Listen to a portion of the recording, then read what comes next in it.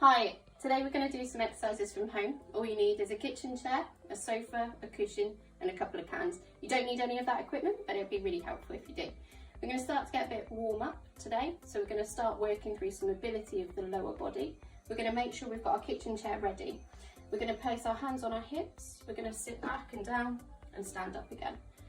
Now when you're doing your chair-based squat, make sure your tailbone is pushing out backwards. When you come up to standing, your knees are soft. This time we're going to add in a leg extension. So we're going to sit down, raise one heel, raise the second heel and stand up again. We're going to repeat for approximately 30 to 60 seconds. To progress our squat, we're going to take our chair out of the picture, so you don't need that anymore. You're going to place your hands on your hips, your feet are just outside shoulders or just outside hips. You're going to push your tailbone back and down, keeping the eyes forward and stand up again. If your hands aren't comfortable here, you can bring them across the chest, so long as that butt stays pushing back. Again, knees are soft when you come to the top.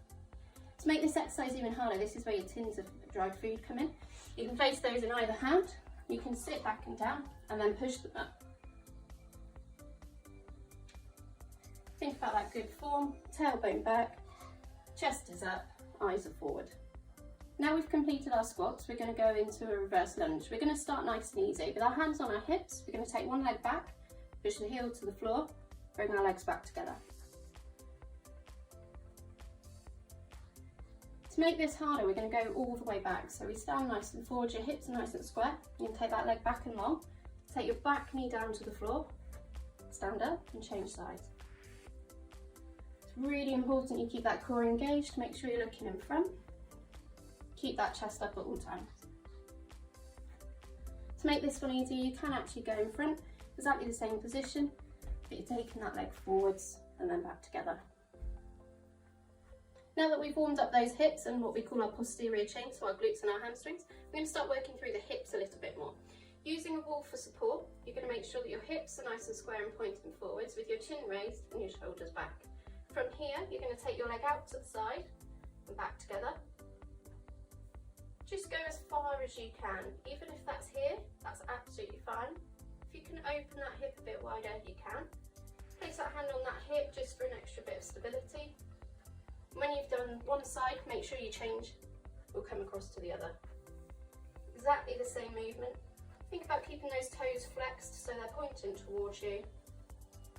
Again, hand on that hip if you want to increase that range of movement just a little bit more. Before we go on to the last exercise for your mini home circuit, we're going to just open up our torsos a little bit. You need to place your hands horizontally, sort of parallel with the floor, making L shapes, so a nice bend in those elbows. Make sure your fingers are pointing forwards and again your hips are nice and square. From here, all you're going to do is rotate round, back to the middle. Make sure you follow those hands with those eyes, keeping that neck and back in line. Repeat these for about 30 to 60 seconds, depending on the level of intensity that you need. The last exercise for your home circuit today is going to be a little bit of boxing. So maybe we've got some stress or some anxiety built up and we want to let it go. So keeping those hips square, 1 foot forward, 1 foot back, you'll find that the heel on the back foot needs to be raised. We're going to clench those fists together. We're going to come into that split stance and sink the front knee.